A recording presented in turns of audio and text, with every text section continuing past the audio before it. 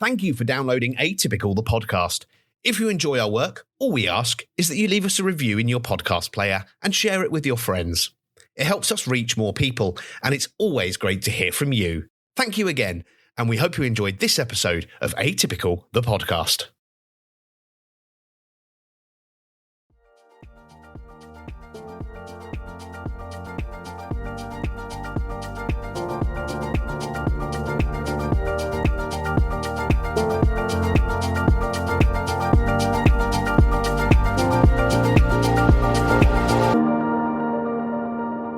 Hello and welcome to Atypical the podcast where we look at life from a more atypical perspective. My name's Simon, your host, and I'm joined once again by my lovely co-host, Alexander. Hello. You've been reading a book, Alexander. Do you want to tell us a little bit about it? Yes. The book is entitled 0 Degrees of Empathy, and it is written by everyone's favourite psychologist, Simon Baron-Cohen, who is not regarded with much love around here, it has to be said. I actually came across the book years ago, before I was diagnosed as autistic. It probably held back the realization that I was autistic for a while, actually, looking back at it. We'll go on to why later. But it caught my attention again because we've been discussing Baron-Cohen in other contexts, off stage. Not just on this podcast. And I was reminded of 0 Degrees of Empathy because I thought I was now in a much better position to look at it, not simply because I've been diagnosed as autistic, but also because I've gone through a doctorate. I have a doctorate in moral philosophy. And whilst 0 Degrees isn't explicitly marketed as a philosophical work, it does have quite a lot of philosophical content in it. Simon Baron-Cohen is basically trying to use scientific research to reach conclusions in moral philosophy regarding the makeup of cruelty. Yeah. And how empathy connects to ethics. Now, my doctoral thesis, purely by coincidence, was kind of in the same area. Okay. It was trying to demonstrate that we can use empirical research, like scientific research, in order to reach more conclusions. So I'm actually quite sympathetic towards the overall goal here, the overall strategy. Alas, he doesn't do it terribly well. No, because I remember you saying that we should be quite positive about trying to build bridges, I think you said it was, between sort of science and that moral philosophy thing. And to an extent, it's good to see people trying to do that. But as you say, he's perhaps not approached this in the right way. Yes. The book hasn't come out of nowhere. What happened was that back particularly starting around 2000, something like that, philosophers really started getting involved with looking at how they could use research in psychology or anthropology or evolutionary study in order to say things in ethics. And so, it's still quite new and it can still be quite controversial. But philosophers aren't the only ones doing this. Psychologists have also got in on the act. Famously, there was an entire book on the subject written by the psychologist Jonathan Haidt, based on papers he's done, which concerned how people reach moral judgments, how they make moral decisions. The book was called, I think, The Righteous Mind or The Moral Mind, and it wasn't very good either. Okay. I was going to say, how does one come to make a moral decision? The problem is that whilst I'm all in favour of interdisciplinary research like this, psychologists tend not to do very well when they try to make philosophical conclusions. And philosophers tend not to do very well when they try to run psychological experiments. I have seen philosophers say things like, and I'm not exaggerating here, well, I took a survey of everyone in my freshman philosophy undergrad class, as if that was a representative sample of anything at all. I think there might be a small selection bias there. Yeah. So I appreciate Baron-Cohen's effort, but he doesn't come close to sticking the landing, I'm afraid. And it ends up getting quite aggravating, not simply because of what we know now, because 0 Degrees of Empathy was written in 2011. Science marches on. So 10 years after his theory of the mind stuff came out. I believe so, yes. That sounds about right. Science marches on. There are things he couldn't have known back then, but there are other things in it where he doesn't have that excuse. Okay. He should have realized whilst he was writing, or he should have just, got a bit more experience with philosophical arguments in order to work out the kinks in his argument. So, after that brief background, I'll tell you a little about what the thesis of the book is. Please, yes, absolutely. The thesis is that cruelty is, in order for an agent to be cruel, they need to have a lack of empathy, which Baron-Cohen calls empathy erosion. Empathy erosion is necessary for cruelty, but it isn't sufficient. That means that empathy erosion by itself does not cause cruelty. You need another factor added in. But cruelty always requires empathy erosion. And Baron-Cohen got interested in this because he wondered about the question, what makes people cruel? And the answer you often get is people are cruel because they are evil. And Baron-Cohen points out, quite rightly in my opinion, this doesn't actually answer anything. No. Evil is a term that has no explanatory power. So what he does is he replaces evil with empathy erosion in an attempt to give more explanation about how cruelty occurs. It occurs basically... Pardon? I was just going to say, are they evil because they're cruel, or are they cruel because they're evil? Does he make that distinction? Yes, I wondered about that myself. He doesn't make that distinction. I don't think it really matters. Okay. Because he is very explicitly not saying that evil is the same as empathy erosion. So he's come up with this term, empathy erosion. What does that mean? Well, there's his definition of empathy, which is empathy is our ability to identify what someone else is thinking or feeling and to respond to their thoughts and feelings with an appropriate emotion. That's a direct quote. So that's his definition. That's his explicit definition. So empathy erosion is when you lack that ability. Okay. And when you do that, you treat people as objects, like you treat a computer or a car or a brick wall. And you don't treat people like what they are, which are beings with desires and hopes and emotions and nerve endings. Yes, generally speaking, treating people as objects is often seen as being somewhat cruel. Yeah. Whereas, my laptop breaks, I throw it away, I don't give it a second thought. But I only value my laptop. I only value my laptop insofar as it is useful for me. The moment it stops being useful, I throw it out. It's like Pauline from the League of Gentlemen saying that pens are the best friends that you can ever have. If they don't work, you shake them. If they still don't work, you throw them away. Might try and remember that one. So Baron-Cohen can't say that evil is the same as empathy erosion because first he says that empathy erosion is necessary for cruelty but sufficient, whereas evil is supposed to be necessary and sufficient. And there's also another philosophical reason why he can't. I don't know if he's aware of this because he never explicitly says outright, but there is a philosophical reason why it would be dangerous for him to say that.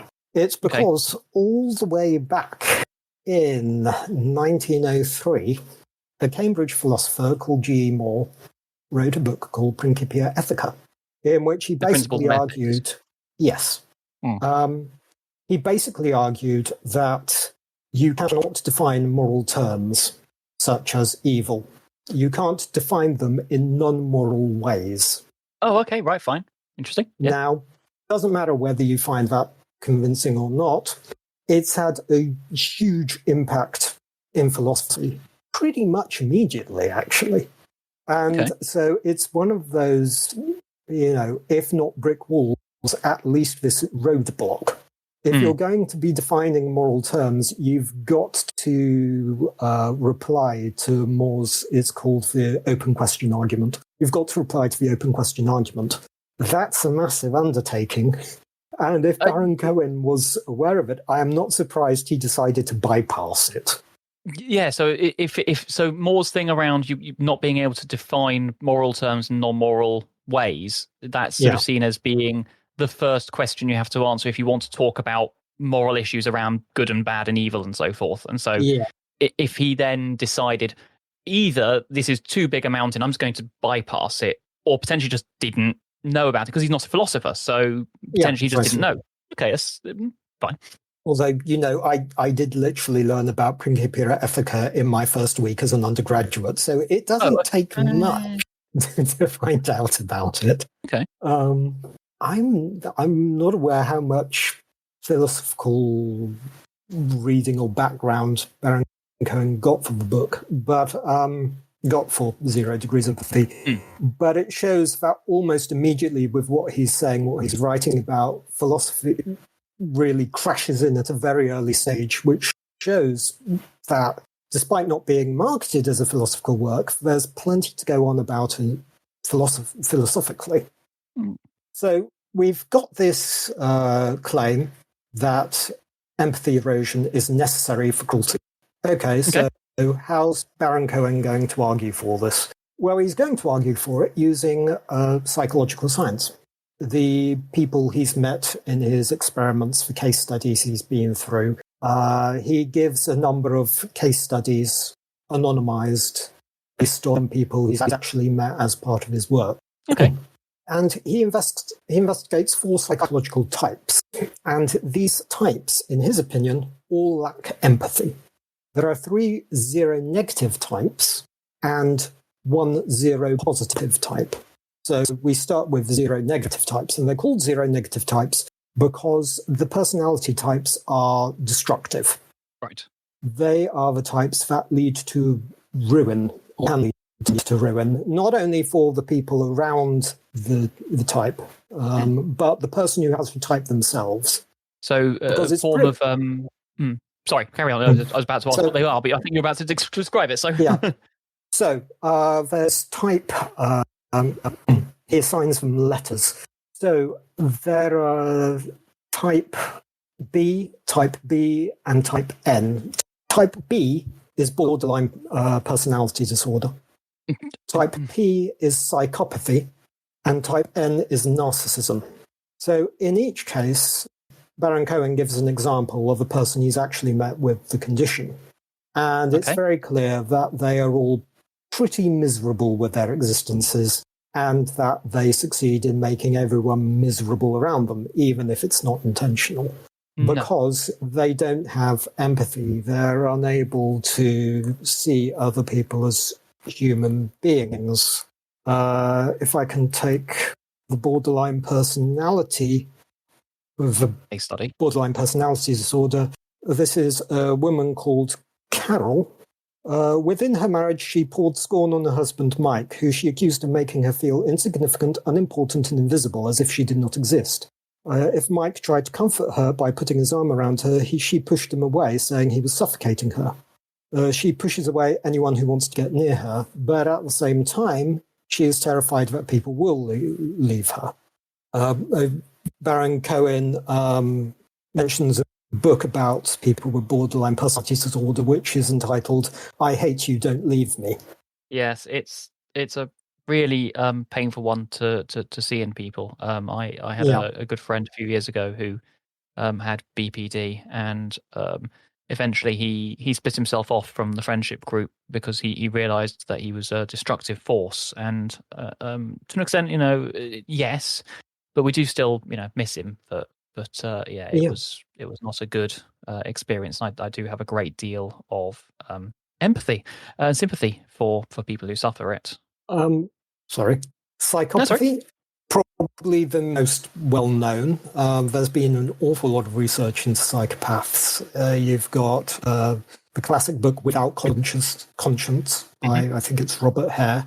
In philosophy and psychology, there are also a huge range of experiments on psychopaths regarding something called the moral conventional distinction.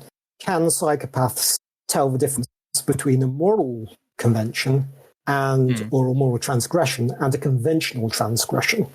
The difference between you are not allowed to hit other children in the classroom and you're not allowed to chew gum in the classroom. Okay. Yeah. And as for narcissism, this actually has been getting more interest recently, narcissism, I think. Basically, well, as it says on the label, people who that world should revolve around them. It comes from Narcissus, doesn't it? Who couldn't get enough of himself staring into a puddle. But it's exactly. People who have somebody once described it as an unreasonably high sense of their own importance and self-worth. Exactly. Yes. And you may be able to see it, for example, in various television programs if you've got someone with a particularly big ego. And it can be, for example, devastating for the children of narcissists because the parent will regard them as bit players in the whole gala that is the narcissist's life. Yeah. They are there to reflect the glory of the parent. Mm-hmm. And it's fascinating reading about these types. And Baron-Cohen goes into brain development with them. But he's also very clear that biology isn't enough. It's not biology alone that makes a person a type N or a type B. It's also their upbringing. So he's co-mingling environment and genetics. Yeah. Okay. And for example, Carol, the case study with borderline personality disorder, had a pretty terrible childhood. When Carol was a baby, he writes, her mother used to ignore her. She thought it would just spoil children to give them attention, that to show them affection was to make a rod for your back, by which he meant that the child would then expect love and become clingy. Well, yeah, children expect love, of course. They sort of need astonishingly it. so, yeah. So Carol's childhood doesn't get any better from that point on, unfortunately. And that feeds into a psychological development leading to borderline personality disorder. Right. And you can actually see this also with psychological thinking about psychopaths. Children can't be defined as a psychopath. By definition, only adults can. Oh, okay. I didn't know that. Children can have, I think it's termed psychopathic tendencies. A lot of children with such tendencies do later as adults become diagnosed as psychopaths, but a large subset of them don't. A large subset of them never become psychopaths. So that would also seem to give a bit of credence to the hypothesis that psychopaths aren't only born, it is a matter of environment as well. So after we've seen all this, Baron-Cohen says empathy erosion is necessary for cruelty. Look at these people here. Look at these zero-negative types. They are cruel, and look, they lack empathy. Okay. Which is thinking like a scientist would. I have a hypothesis. I've got a load of people who... I have a hypothesis that A leads to B. I've got a load of people who are A. Look how they act. Oh, look, it leads to B. Yeah, it feels like a small population to check this on, but okay. Yes. This is where we actually run into a bit of trouble, as in one of the two big problems. Because on a logical level, if you look at his argument as a series of propositions with a logical conclusion, he's gone completely the wrong way around it. You see, what he's saying is that empathy erosion is necessary for cruelty. And then he shows us a lot of people with empathy erosion, and they're cruel. Right, okay. What does that show? Well, It shows that empathy erosion can lead to cruelty. Does it show that empathy erosion is necessary for cruelty? Oh, I see what you mean. Because there could be something else which causes cruelty or is necessary for cruelty, not necessary for cruelty, but something else that contributes towards cruelty, and Baron-Cohen just never bothered to look at it. Mm. He never really stops to ask, can a person with empathy be cruel? I mean, I would say yes. He just sort of takes it as read that it doesn't. And this is a pretty big assumption to make. Mm-hmm.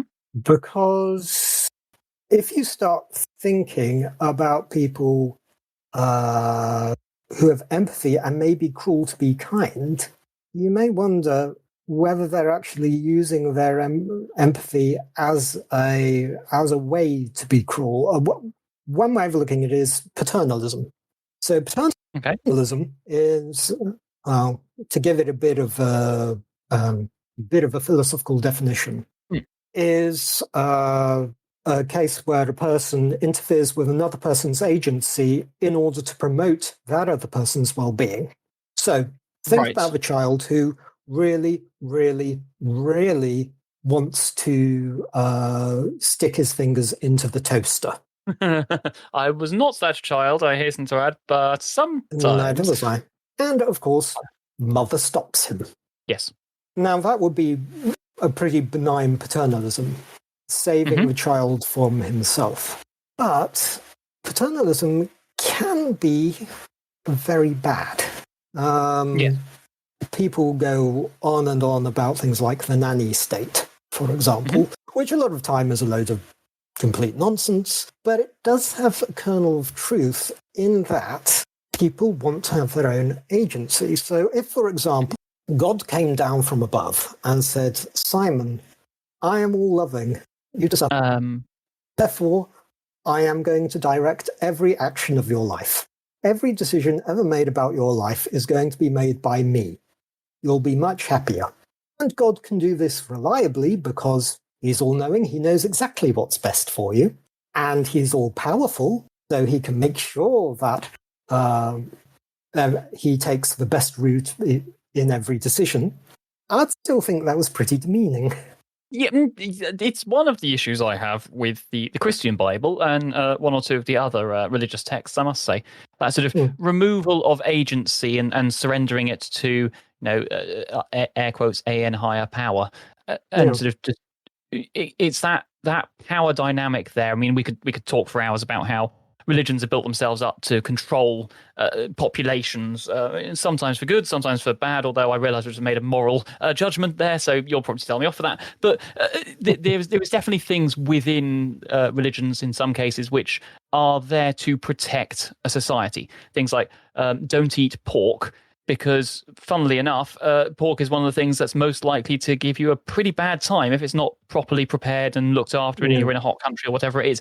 Some of these things have a point to them. If you think about commandments not to steal or kill, these are effectively, laws that we have now for the governance of a good society. Yeah. But it does remove agency. And the more you remove agency, it might make, on paper, a person's life go better, but in the end, they're going to really resent you for it, I should think. Yeah. I mean, I certainly would. So Baron-Cohen never addresses issues like that. He never seriously considers the possibility that an empathetic agent can also be cruel. He only considers empathy as a drawback in terms of a drawback for the agent who has the empathy. There are super empathetic agents out there who are much more empathetic than other people. And in terms of altruism, it may be very good because they go around selflessly helping everyone. But it's an immense psychological strain. And I actually agree with him there. Susan Wolf in philosophy came up with the term moral saints, who are basically these people. Moral saints are people who always give the best action at every possible opportunity. And Wolf argues that actually this is not an admirable thing because they're just going to burn themselves out. it's not sustainable. I'd agree with that. I would definitely agree with that. It's very hard to try and do the right thing all the time. Yeah. Baron-Cohen would agree with her, and I think it's a valid point to make, but he never considers whether empathy might actually be bad for the other person, whether the altruism cannot go too far. And even if you deny outright that paternalism is an issue, logically the structure of his argument still carries the same fault. He's trying to prove necessity when all he's doing is showing a causal factor. Lack of empathy can lead to cruelty, yes, but you haven't shown anything more than that. You haven't shown that it's necessary. No. And when we go back to the zero-negative types, it's true that they can have pretty awful lives because of their conditions. And it's true that a lot of the time they do not show much empathy towards other people. But it's here where the language that Baron-Cohen uses starts becoming a problem. And this problem actually snowballs. It will snowball all the more once we get to the fourth zero personality type, zero positive. Foreshadowing, you can probably guess what it is. Foreshadowing is a literary device whereby, we'll get there when we get there. You heard it here first. I have a lot to say. Yeah. So 0 degrees of empathy. Okay, does that mean that the zero-negative types have no empathy whatsoever? I mean, going back to the example of your friend who cut himself off from the social group, whether or not you agree that he was doing the right thing, he was recognizing that there were other people in the world other than him. He was recognizing that his behavior could have a detrimental effect on them. He had a desire not to inflict that effect on other people. He seems to be responding in a way that you'd expect someone with some amount of empathy to act with. As I recall, one of the things that he said before he cut off all communication with us all to his partner at the time was that he didn't think he could get better whilst they were together, and it was also unfair to ask anyone who already knew him to be around while he went through whatever it was he was going through, which I think shows not just a level of empathy, but a level of emotional intelligence and thinking about the impacts on people on a much wider, more strategic scale, I suppose, in terms of which is all empathetic, admittedly, but what was going to be best, not just for him, but for those people around him who cared for him, and he presumably cared for as well. Yeah. There's also different dimensions to empathy, which are going to come up again later in this podcast episode. I recently saw a YouTube interview with a diagnosed psychopath. His name is Lewis Raymond Taylor, and he's quite open about his diagnosis and his life. And he says that he wants to feel remorse for seriously injuring a man in his past, but he just doesn't. So on one level, he's intellectually aware that what he's done is wrong. He wishes that he could feel it, but he just doesn't. That's interesting. So he's intellectually aware, but emotionally unable to process that. Yes. So we've got these different levels of empathy here, even if they're partial, even if they're lower than they would be in other people. And Simon Baron-Cohen is labeling these people as having 0 degrees of empathy. Just flat out for their entire lives. They're born with no empathy and they're going to have no empathy for life. I'll tell you two facts that Baron-Cohen gives in the book. Please. Which... bear in mind, this was in 2011. Statistics may have changed. But about a third of people who die by suicide are borderline. And up to 50% of patients in clinics for drug abuse and eating disorders may be borderline. Good God, these that's are people a with lot. significant problem. Yeah, these are people with significant problems in their lives. And Simon Baron-Cohen is going around saying that they have 0 degrees of empathy. Oh, as in that that's they're not not entirely human. Oh God, I hadn't thought of it. No, yes. I have issues with that. Professor, please don't. Yeah, no, that's not going to help people recover. And then it gets worse, because he should know better for this for a very good reason. He then goes on to talk about cognitive and affective empathy. And this is where the 0 positive type comes in. But I'll just tell you what cognitive empathy and affective please, empathy I was are. about to say, He doesn't give an explicit definition of each, but it seems to be that they split his definition of empathy wholesale. So, cognitive empathy is our ability to identify what someone else is thinking or feeling. Okay. And affective empathy is our ability to respond to their thoughts and feelings with an appropriate emotion. Right. It feels a little bit like you kind of need both parts to do it properly. Yeah. Now, think back to Lewis Raymond Taylor. Seems in that case he may have cognitive empathy, but not affective empathy. He doesn't respond to other feelings with an appropriate emotion. And in fact, Baron-Cohen does say that psychopaths have cognitive empathy. They just lack affective empathy. Mm-hmm. However, what happens if you have affective empathy, but you don't have cognitive empathy? That's where the 0 positive type comes in. Mm-hmm. And that type is Asperger's syndrome. And I'm using that term deliberately because that is the term that Baron-Cohen uses. He differentiates. Yes, we want to know why we don't use that. Yeah.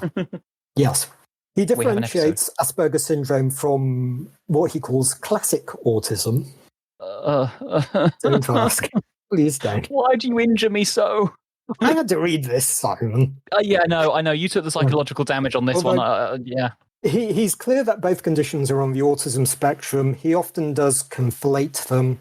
And also, I have to say, 2011, this was pre the turn against Asperger's syndrome as a term used. Yeah, true. I was diagnosed in 2019, and it was only really at that time that the tide really became turning. Took a good couple of years people to properly process it. So yeah, fair. Yeah, but also to actually realize that everything is basically within the same autistic spectrum condition. Yeah, I mean, by 2011, given that Baron-Cohen has been, air quotes, a leading light in autism research for over a decade by this point, and came up with things like the AQ50 and all sorts else, I would have liked to think that he'd be slightly further ahead of the curve on this. Yes, but apparently not. No. Sorry. Okay. Sorry. You triggered me when you used the name of the Nazis. Yeah. So. 2011, there's plenty wrong with the book, but considering everything else in it, I don't think it's his greatest defense here, to use the term Asperger's syndrome. So, people with Asperger's syndrome, you and me, in other words, we have affective empathy, but our cognitive empathy is lower than other people's. However, importantly for Baron-Cohen, this means that we have a moral sense. And I have to say that as an autistic who's spent well over a decade studying ethics, I hope I do have a moral sense. As a world-leading expert in a particular field of moral ethics, I would hope so. I'm not sure about world-leading. Thank you very much for the compliment. But I have been concerned about ethics for pretty much my entire life. I mean, ever since I was very young. We have moral senses, according to Baron-Cohen, for 2 reasons. The first is that we're very good at detecting patterns and systemizing, which means we can build moral systems. We're very good at making a structure for moral rules. The second reason is that because of our affective empathy, when we do know that someone is in pain or that someone is going through a certain feeling, we respond with an appropriate emotion towards it. Now, he doesn't go into detail too much about the point I'm going to make next, but I will because I think it's important. He says appropriate emotion. He does not say appropriate action. So interesting. Okay. If you, and I think he's actually right not to, because, there have been times where I've seen someone who's upset and I feel very bad for them, but I have no idea how to act in order to make them feel better. And you don't want to do the wrong thing either, so. Yeah, I don't, yeah. So, if I think it's appropriate, I may outright ask, do you need anything from me? What would you like from me? And so on. But I can't always tell myself. But I do have the emotion of feeling bad. I do have the desire to comfort them. And that's where the effective empathy comes in. Now, the difficulty here is that, again, Baron-Cohen is talking about 0 degrees of empathy. That's the language he's using. And leaving aside everything about effective empathy for the moment, I do have some cognitive empathy. Yeah. It is there. So I feel a bit like, Baron-Cohen is being far too simplistic. It's sort of denying me the agency. It's making out that I've got some sort of detrimental characteristic that, again, makes me seem less than human. It's particularly reductionist, isn't it? It's this sort of simplification almost to the point of being crude. Exactly. And then we find out that he's also extended his claim. Well, if anything, his central claim, empathy erosion is necessary for cruelty, actually is not precise enough. Because it turns out that empathy erosion is not necessary for cruelty. Effective empathy erosion is necessary for cruelty.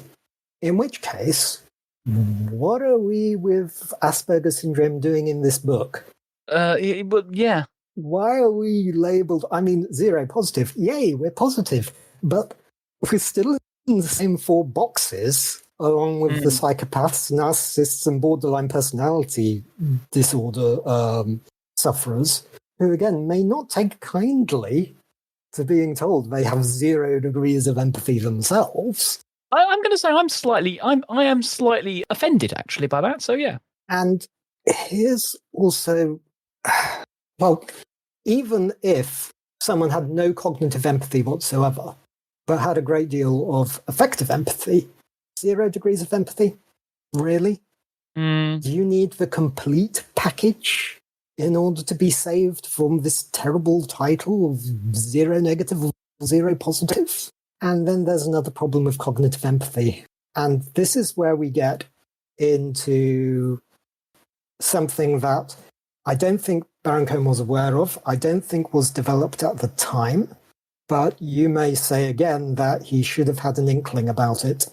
And it is Damien Milton's double empathy problem. Ah, yes, we've talked about the double empathy problem before. Yeah.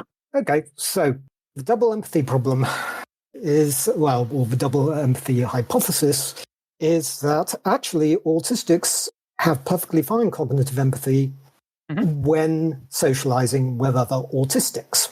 Yes. Yes, I talked about this in the last episode, actually. Yeah. It's only when they meet neurotypicals that they have struggles with it.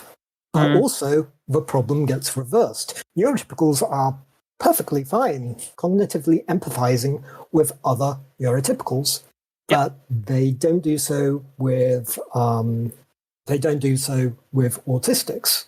And that's Think, for example, of a neurotypical teacher who keeps trying to force their autistic child to make eye contact, having no idea how distressing it is for the child. There's a failure of empathy somewhere. It's not with the child. There have been, recently, I forget the name, unfortunately, but there was recently a study showing double empathy in groups. They got together groups of autistics, 4 autistics, groups of 4 autistics, there are multiple groups of neurotypicals, and groups that were mixed. Yep. And they were all given the same task, which was to build a Jenga tower as high as possible. Yep. Neurotypicals had a great time. Autistics had a great time. Mixed groups, not so much. Well, the autistics actually completed the task in every single occasion, which is more than the mixed group or the neurotypical group. So, yeah, I discussed this in depth in the last episode, so I'll put a link for people who are interested in that. But it was a fascinating study. I think it was the first time they've conducted experiments on double empathy in group settings, as opposed to just having one-to-one interactions. Mm-hmm. So it's interesting to see the double empathy hypothesis being pushed further like that. It is okay. Rather. So we have the autistic. We have the autistics socializing with each other. Simon Cohen says they have affective empathy. They have cognitive empathy. So why do they have 0 degrees of empathy? Yeah, that's an interesting one, isn't it? Well, it seems to be because of society, I think. In the book, in 0 Degrees of Empathy, the book, Baron-Cohen actually gives the questions used in the empathy quotient test. It's a list of statements, and the subject has to say whether they strongly agree, slightly disagree, or strongly disagree with them. And some statements appear to aim purely at cognitive empathy, such as, I don't tend to find social occasions confusing. Right. Others appear to aim solely at affective empathy, such as seeing people cry doesn't really upset me. And some seem to aim at both types of empathy. For example, friends usually talk to me about their problems as they say that I am very understanding. Okay, yeah. Now, you could make the argument, and by that I mean that I will make the argument, that certain questions are going to get different answers depending not only on the psychology of the test subject, but the society that they're surrounded with, and probably surrounded with since birth. One statement of the test, for example, is, I'm good at predicting how someone will feel. Now, a neurotypical, who, let's say, is incredibly empathetic around other neurotypicals, will strongly agree with that statement, because they prove it in almost every interaction they have with the people around them. And the autistic will disagree, because most of their interactions are going to be with neurotypicals, and they'll just keep getting it wrong and saying embarrassing things at the wrong time, and generally getting social anxiety whenever they have to share a lift with a work colleague, which is why I always try to travel in empty lifts at my workplace, to be honest. Yep. Well, that's fair, yeah. Imagine a society that is made up mostly of autistics, with neurotypicals very much in the minority. Now, take the statement again. I am good at predicting how someone else will feel.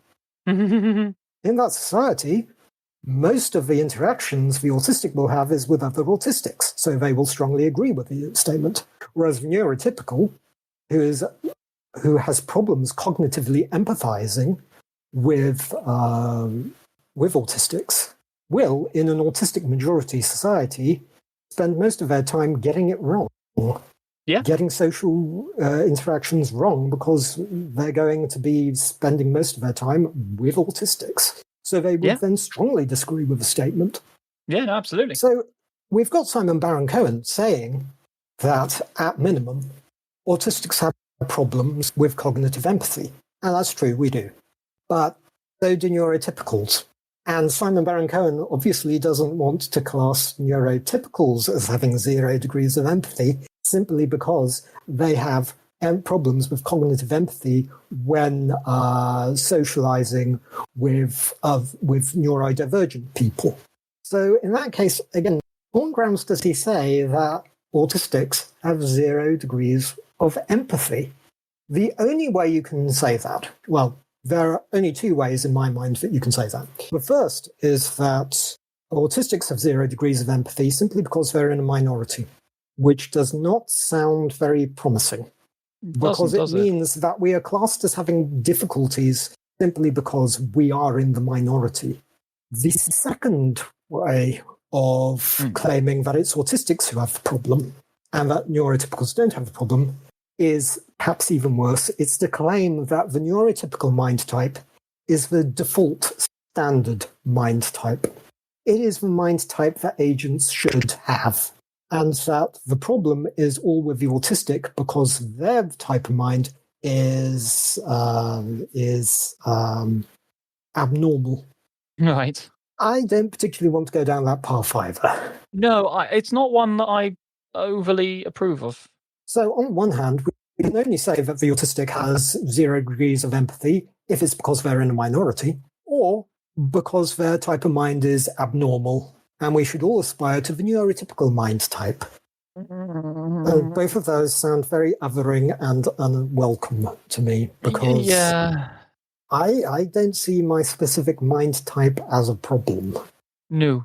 So that means that if Baron-Cohen doesn't want to go down either of these two unattractive paths, he has to say that, autistics have cognitive and affective empathy, which means they have empathy wholesale, which means they just don't have 0 degrees of empathy. Yes. They ultimately should not really be in the book at all.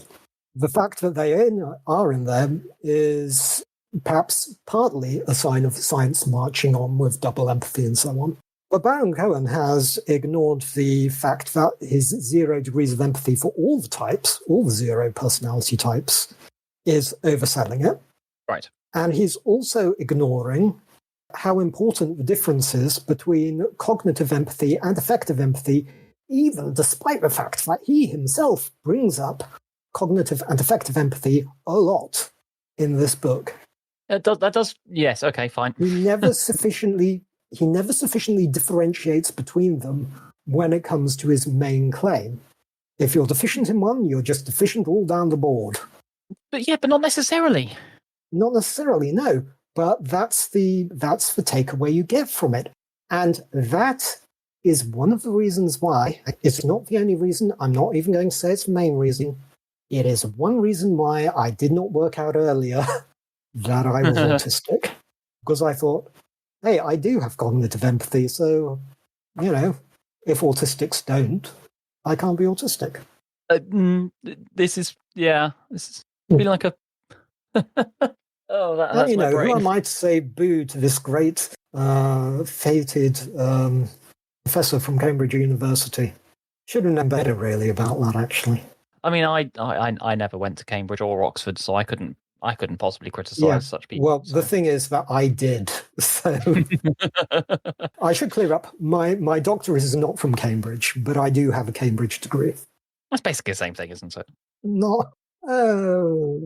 I like being precise. More precise than Baron-Cohen in this book. Yes.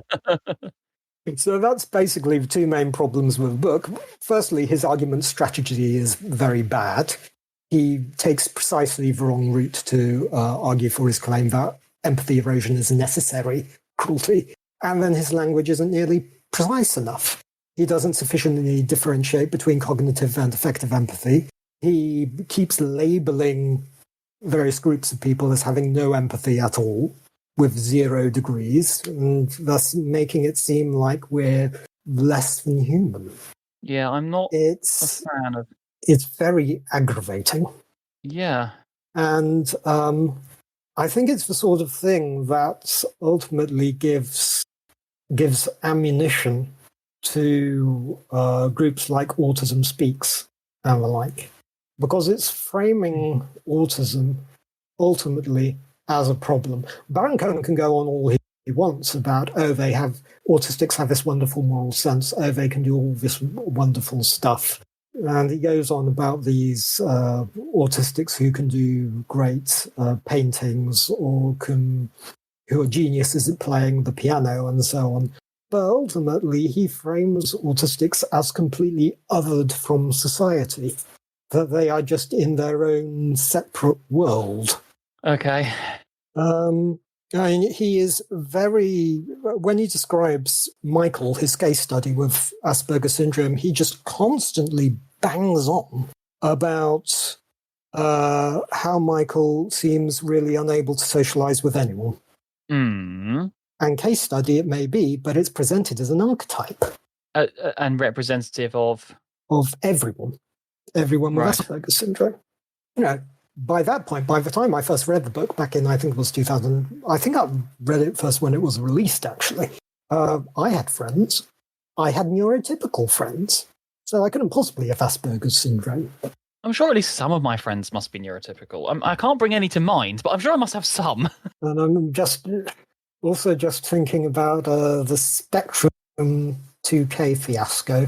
Oh, yes, we'll have to do an entire podcast on that one sometime soon because more has come out about that. So yeah, there's Spectrum 10K. Yeah. But in case I'm still writing notes on this one. Yeah. In case listeners don't know, Spectrum 2K was a study that was going to be done under Baron-Cohen at Cambridge. It involved taking genetic data from autistics, which could then be sold.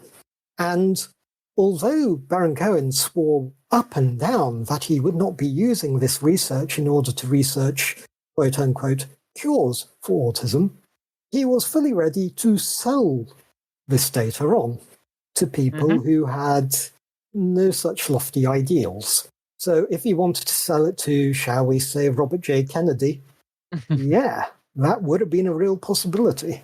Well, then they could just send all of the people to like work camps and they'd be very happy, I'm sure. Oh, yes. I mean, aren't work camps regimented and built on routine?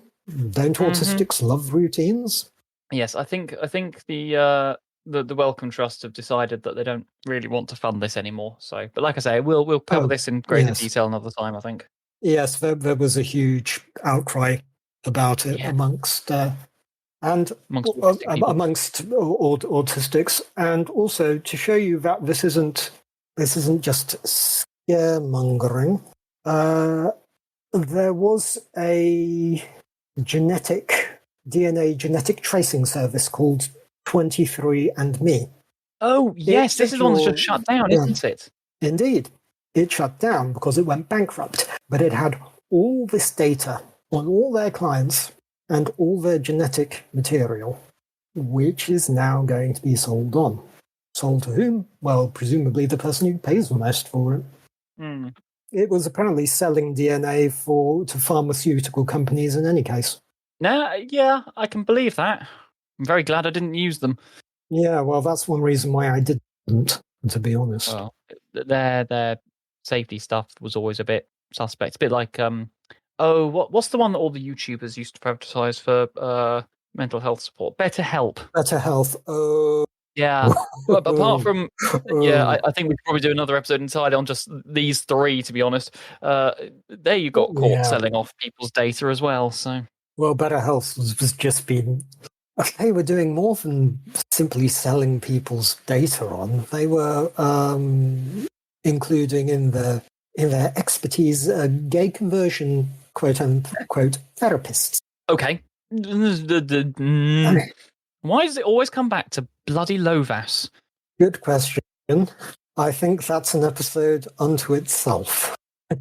Anyway, the levels of empathy that we're displaying to each other, it obviously means that we can't possibly be autistic according to Baron-Cohen's 0 degrees. Yeah.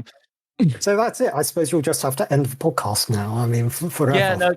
So sorry, listeners, we're gonna have to delete the podcast as well because the whole thing was about the fact that that we're atypical, but it turns out that no, we're just normal. We've got empathy, so therefore we're just normal people.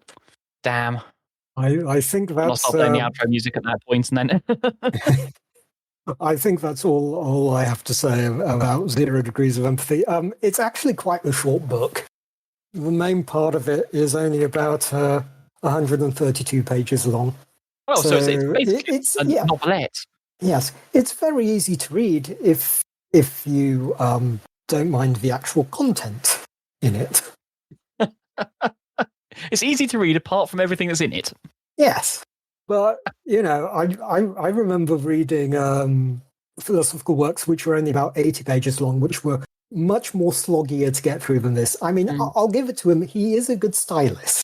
Oh, okay. Well, but that's basically about it philosophically. Presentation good, content not so much. Yes. This wouldn't really do as a master's thesis. It would.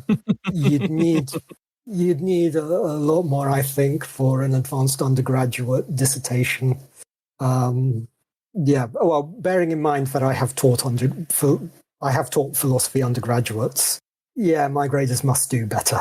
Alexander breaks out the red pen here. So, like, in summation, like, what is the sort of this book trying to say, and what does it fail to say?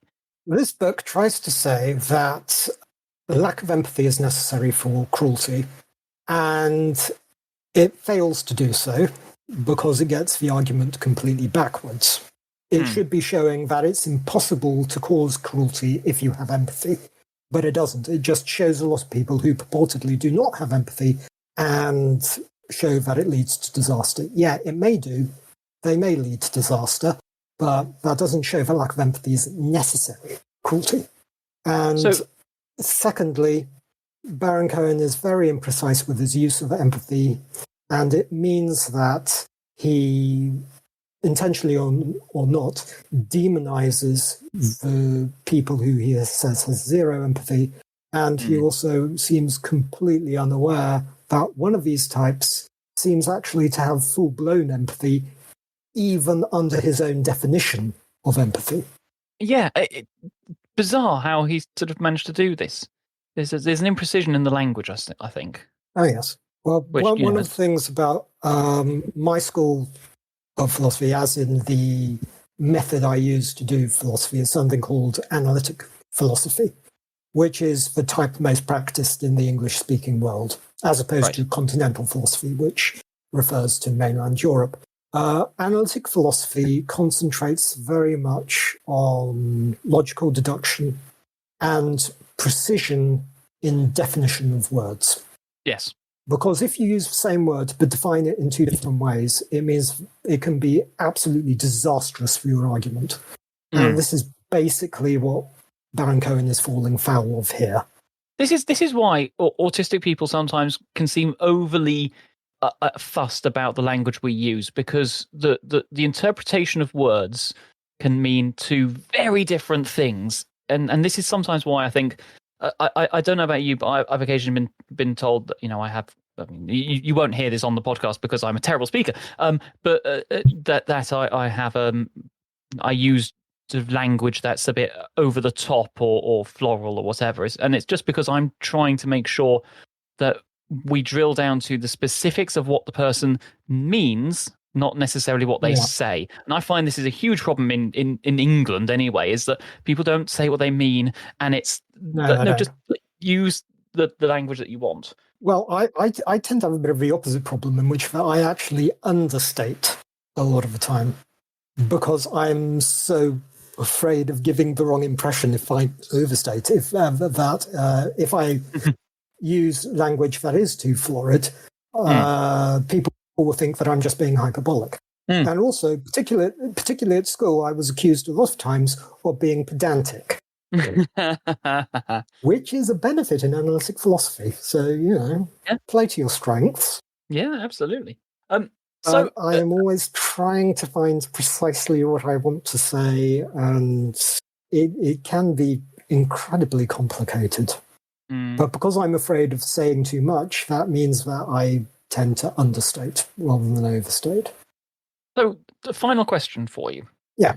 Because you say that empathy erosion is a part of cruelty, not necessarily the cause, but is it's a causal generally factor. Yes, yeah. Is empathy connected to morality? Personally, and this is going into my own personal beliefs, I'm not saying that philosophy has found the one and eternal answer. I think it is. To go into why could take hours. Fair enough. Because I've thought about this a lot, but basically, I believe that morality has to be based on what we are like as human beings, what we are like as biological creatures. And empathy, I think, is a very important part of what it is to be human, be part of a society with other humans in it. So empathy is not the be-all and end-all. I think, in a sense, we do construct morality, but empathy is very important to that construction. Okay. If we didn't have it, I think that if we did have a moral system, it would look very different from the one we actually do have. Fair enough. Yeah, it's not an area I feel confident in talking about, really. So it's just interesting to get your view on it. If you want me it seems to be a thing that sorry. if you want me to go on about quasi-realism and constructivism and natural reductionist moral realism and can I wait until I have a glass of wine in my hand? Yeah, you can do, but you might not be able to get to bed before your work the next day. Let's save this for the next time we go to a wine bar, shall we? Because I think I may need it. Oh, I like the thing I quite liked about basically this entire book is that he seems to have spent it trying to prove that autistic people don't necessarily have a full empathy, but then also says that autistic or non-autistic people also don't necessarily always have good empathy.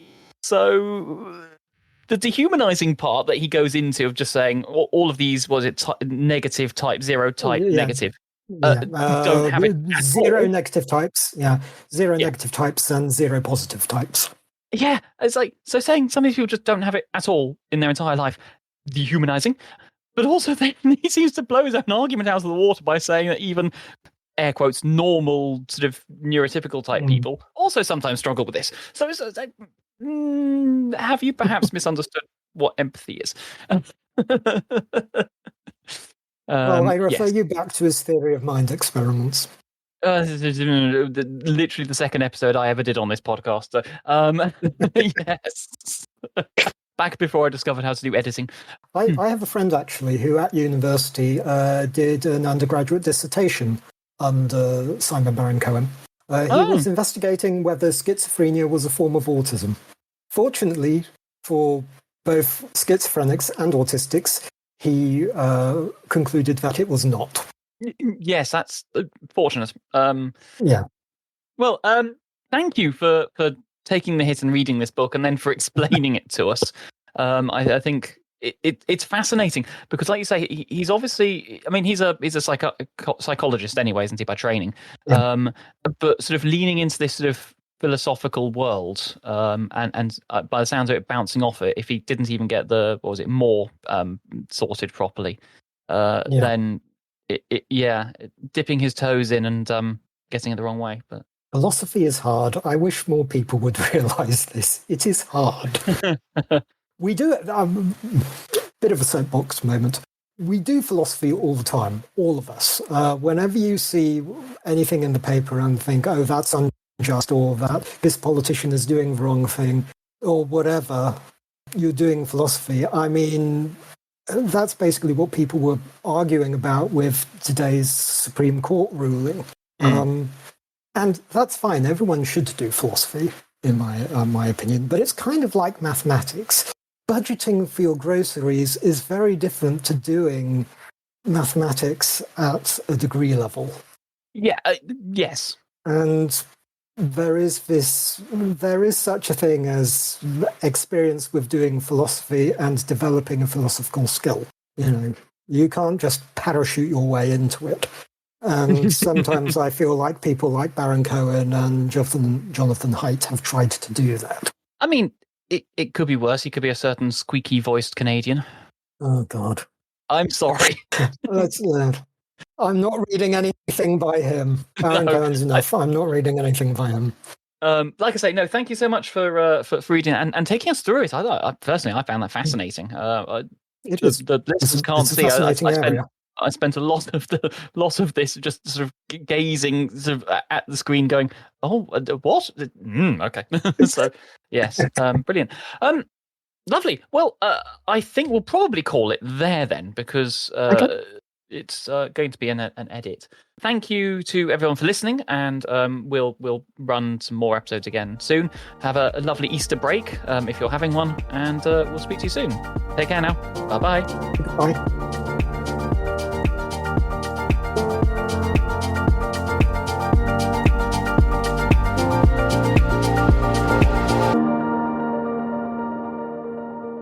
One final thing from editor Simon. Georgia, you are banned from reading this book. And the dish ran away with the spoon.